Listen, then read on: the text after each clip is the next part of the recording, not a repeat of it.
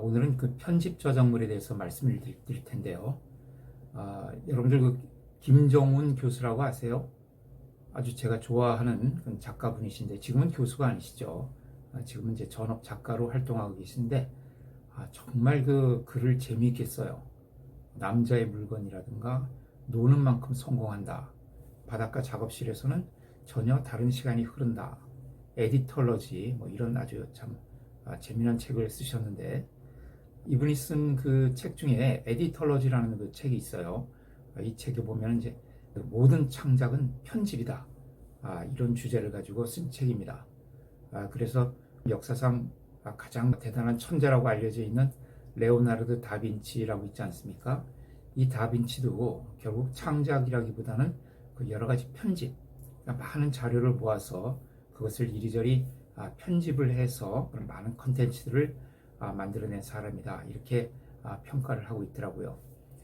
그만큼 이 대부분의 창작은 사실상 모든 창작이 편집이라고 볼 수가 있다. 기존에 있던 어떤 컨텐츠들을 이리저리 모으고 연결하고 또 융합시켜서 새로운 컨텐츠를 만들어내는 것이 창작이다. 그러다 보니까 사실상 모든 창작은 편집이라고 볼 수 있다. 이렇게 이야기를 하고 있습니다. 요즘은 그 크리스마스 카드를 잘 안 그리죠. 저희 어렸을 때는 이제 크리스마스가 되면은 그 막 초등학생들도 각자 어떤 카드를 그려서 친구들한테 우편으로 보내고 이제 그런 것을 많이 했습니다. 참 추억이 어린 그런 일들인데 요즘은 뭐 이메일이 발달을 해서 그런 카드를 직접 그려서 우편으로 보내는 그런 일은 잘 하지 않는 것 같아요. 저도 어렸을 때 이 크리스마스 카드를 이제 그려본 그런 기억이 있는데요. 이런 크리스마스 카드 한 장을 그릴 때에도 뭐 예를 들어서 그 뭐 눈 쌓인 숲속, 그리고 이제 조그맣고 아담한 집 한 채, 그 집이 뭐 굴뚝에서 연기가 모락모락 올라오고 있고 또 마당에는 눈사람이 하나 서 있고요. 또 그 다음에 썰매를 끄는 사슴, 썰매에 타고 있는 산타클로스, 뭐 이제 이런 것들이 이렇게 하나의 그림 속에 모아져 있죠. 그럼 이제 그 그림 속에 모여진 그 각각의 어떤 소재들, 눈 쌓인 숲이라든가 이제 나무들이 눈을 덮어쓰고 있는 그런 모습, 아담한 집의 모습, 눈사람, 또 썰매 끄는 사슴, 산타클로스, 다 이런 것들은 어떤 이제 기존에 있던 소재들을 이리저리 모방하거나 응용한 것들이죠. 그런 것이 모여서 하나의 그림이 만들어집니다. 이렇게 한 장짜리 그림도 그 안에 들여다보면은 여러 개의 그 컨텐츠들이 서로 연결되고 융합되어서 이렇게 하나의 컨텐츠, 즉 작품이 만들어지는 것을 볼 수가 있죠. 자, 이런 그 여러 가지 컨텐츠들을 선택하고 또 그것을 이리저리 배열하고 구성해서 만들어지는 그런 저작물을 우리가 편집 저작물이라고 합니다. 우리 저작권법에는 저작물을 9가지 유형으로 구별을 하고 있거든요. 그래서 어문 저작물, 음악 저작물, 미술 저작물, 그리고 연극 저작물, 건축 저작물, 사진 저작물, 영상 저작물, 도형 저작물, 컴퓨터 프로그램 저작물, 이렇게 9가지 유형으로 분류를 하고 있는데요. 이 9가지 유형과 별도로 반드시 알아두어야 하는 것이 편집 저작물과 2차적 저작물입니다. 근데 실제 저작권과 관련된 분쟁을 보면요, 이 두 가지 저작물, 즉 편집 저작물과 2차적 저작물, 이 두 가지 저작물에 관련해서 분쟁이 발생하는 경우가 대부분입니다. 따라서 이 편집 저작물과 2차적 저작물에 대해서는 잘 알아두실 필요가 있습니다. 2차적 저작물에 대해서는 제가 다른 영상에서 두 번에 걸쳐서 이미 설명을 드렸죠. 그래서 오늘 영상에서는 이 편집 저작물에 대해서 한번 자세히 알아보도록 하겠습니다. 우리 저작권법에서는 이제 편집 저작물을 이렇게 정의하고 있어요. 편집 저작물, 이것은 편집물. 그 편집물은 이제 무엇이 편집물이냐면은 저작물이라든가 어떤 부호라든가 문자, 영상, 같은 이런 모든 형태의 자료, 우리가 데이터라고 부르죠. 이런 데이터들의 집합물을 편집물이라고 하는데 그 편집물 중에서 그 각각의 소재, 즉 그 안에 들어있는 데이터들의 어떤 선택이나 배열 또는 그 구성의 창작성이 있는 것, 이것을 이제 편집 저작물이라고 한다. 다시 말씀드리면 하여튼 그 저작물이나 저작물이 아닌 것이나 하여튼 모든 형태의 어떤 자료, 데이터 이런 것들을 모아놓은 것을 편집물이라고 하는데 그 편집물 중에서 소재의 선택, 배열 또는 구성의 창작성이 있는 것을 편집 저작물이라고 한다. 이렇게 정의하고 있습니다. 그러니까 일반 저작물은 그 저작물의 내용의 창작성이 있는 것을 보통 일반 저작물이라고 하는데요. 이 편집 저작물은 그 내용의 창작성이 있는 것이 아니라 그러니까 그 소재의 내용과는 관계가 없습니다. 그 많은 소재들을 어떻게 선택하고 어떻게 배열하고 어떻게 구성했는지 이 선택과 배열 그리고 구성의 창작성이 있는 것을 편집 저작물이라고 한다. 그러니까 편집 저작물도 저작물이죠. 저작물이기 때문에 창작성이 요구됩니다. 창작성이 있어야 저작물이 되니까. 그런데 편집 저작물은 그 창작성이 콘텐츠의 내용에 있는 것이 아니라 그 안에 들어있는 소재들의 선택, 배열, 구성 그것을 남달리 했을 때 창작성이 있는 것이고 그것이 편집 저작물이 된다. 이렇게 말씀드릴 수가 있습니다. 이 편집 저작물과 구별해야 되는 것으로 데이터베이스가 있는데요. 데이터베이스는 창작성이 중심이 있는 것이 아니라 그 소재를 체계적으로 배열 또는 구성을 해서 그 소재를 검색할 수 있도록 한 것을 우리가 데이터베이스라고 합니다. 그러니까 편집 저작물과 데이터베이스의 차이점은 편집 저작물은 그 소재를 어떻게 선택하고 어떻게 배열하고 어떻게 구성했는지 거기의 그 최소한도의 개성이 있느냐 없느냐 그 개성이 있으면은 편집 저작물로 보는 것이고요. 데이터베이스는 그런 개성과는 상관이 없습니다. 개성과 상관이 없이 검색을 할 수 있도록 된 것. 검색을 하기 위해서는 그 배열이나 구성이 논리적으로 되어 있어야 되죠. 그래서 어떤 개성보다는 그 논리성 여기에 중심을 두고 있는 것이 데이터베이스다. 이렇게 이해를 하시면 되겠습니다. 좀 더 이제 쉽게 아래에서 말씀을 드리도록 하겠습니다. 여러 가지 소재 중에서 특정한 소재를 선택하거나 그 선택된 소재들을 배열하고 구성하는 것을 편집한다고 합니다. 이것을 이제 편집이라고 하는데 그래서 편집 저작물은 그 편집에 창작성 있는 저작물을 말하는 것이고요.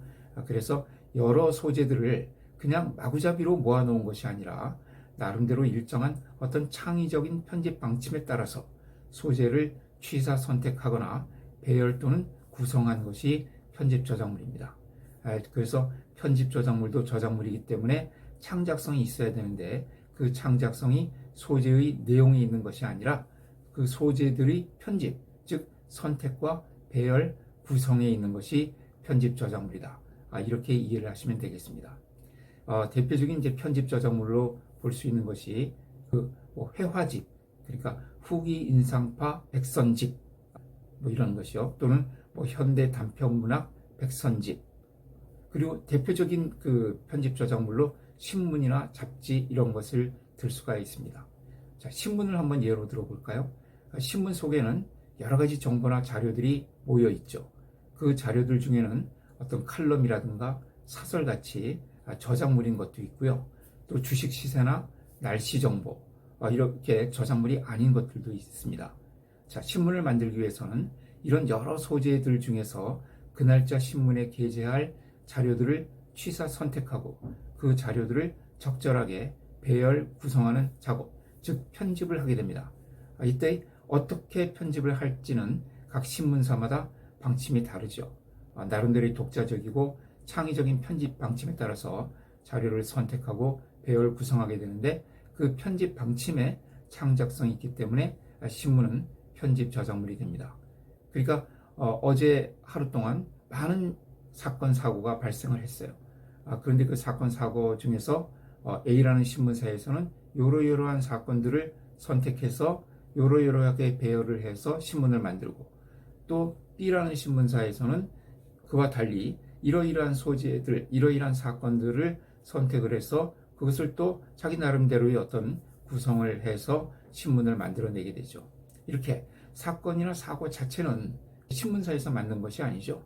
그 컨텐츠 자체는 신문사에서 만든 것이 아닌데 그런 컨텐츠들을 모아서 그것을 어떻게 배열하고 어떻게 구성하느냐 거기에 창작성이 있는 저작물을 우리가 편집 저작물이라고 합니다.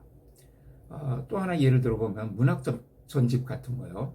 예를 들어서 한국 현대 단편문학 백선집.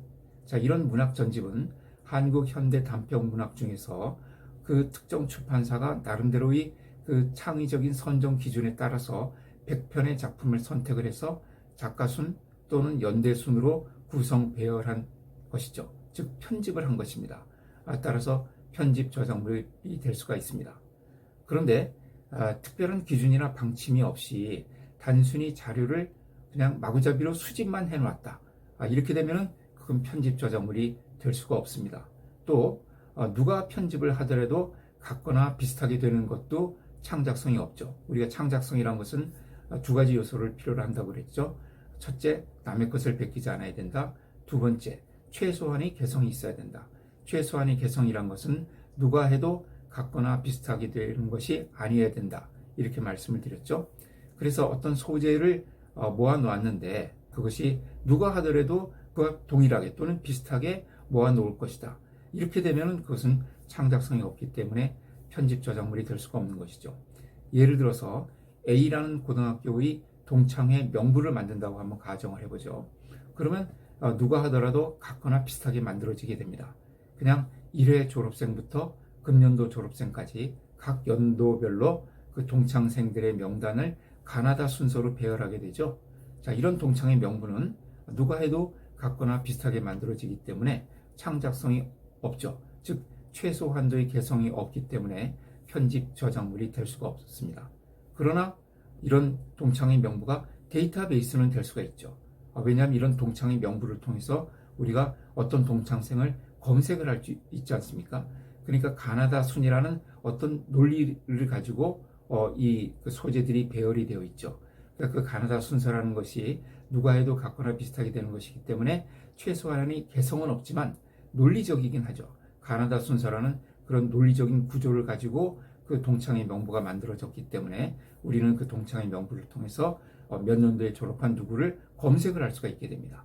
자, 이렇게 그 동창의 명부는 데이터베이스는 될 수가 있지만 그러나 편집 저작물은 될 수가 없죠.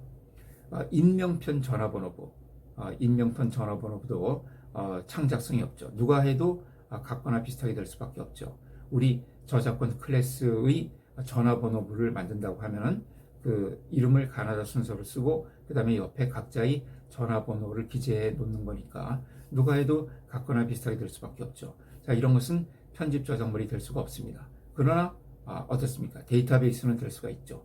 그 전화번호부에 따라서 누구의 전화번호를 내가 검색해서 찾아낼 수가 있으니까. 자, 이렇게 그 편집 저작물과 데이터베이스를 구분할 수가 있죠. 자, 예를 들어서 동일한 작품이 같은 작품에 쓰인다 하더라도 이것이 편집 저작물에 쓰이느냐 아니면 일반 저작물에 쓰이느냐에 따라서 달라질 수가 있습니다.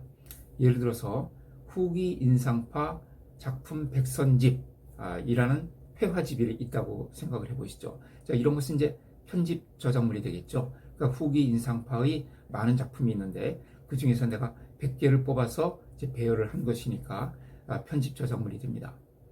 반면에 또 후기 인상파 해설서라는 책자, 이것은 이제 일반 저작물이죠. 이런 작품집과 해설서, 이 편집 저작물과 그 다음에 일반 저작물을 비교해 보면은 양쪽 저작물 모두 그 책 안에는 그 작품들이 들어있죠. 작품집에는 당연히 작품이 수록되어 있을 것이고요. 이 해설서에도 그 해설을 하면서 곳곳에 필요한 곳에 그 작품들을 이제 인용을 해서 배열을 해 놓게 되죠. 이렇게 작품집이나 해설서 모두 후기 인상파의 여러 작품을 선택해서 배열하는 그 작업이 이루어지게 되지만은 이 편집 저작물인 그 작품집에서는 그 작품의 선택과 배열 그 자체가 하나의 독립적이고 완결적인 그런 창작적 가치를 가지게 되죠. 여기에 반해서 해설서의 경우에는 그 선택된 작품이 해설서 내용 중에 흡수되죠. 그래서 그 작품의 선택과 배열은 해설서의 서술을 구성하는 요소 중에 하나로 기능할 뿐이고 해설서로부터 그 작품의 선택 배열을 따로 분리해서 그 자체로서 완결되고 독립적인 창작적 가치를 가지는 것이라고 평가하기는 어렵습니다. 다시 말해서 그 작품집, 즉 편집 저작물 그리고 해설서는 일반 저작물이 되는데요. 그 소재의 선택과 배열의 창작성이 일반 저작물에서는, 즉 해설서에서는 전체 저작물의 창작성에 흡수되는 것이죠. 그러나 작품집에서는 이 작품 하나하나가 독립성을 유지한 상태로서 선택되고 배열된다. 이런 점에서 차이가 있다. 이렇게 말씀드릴 수가 있겠습니다.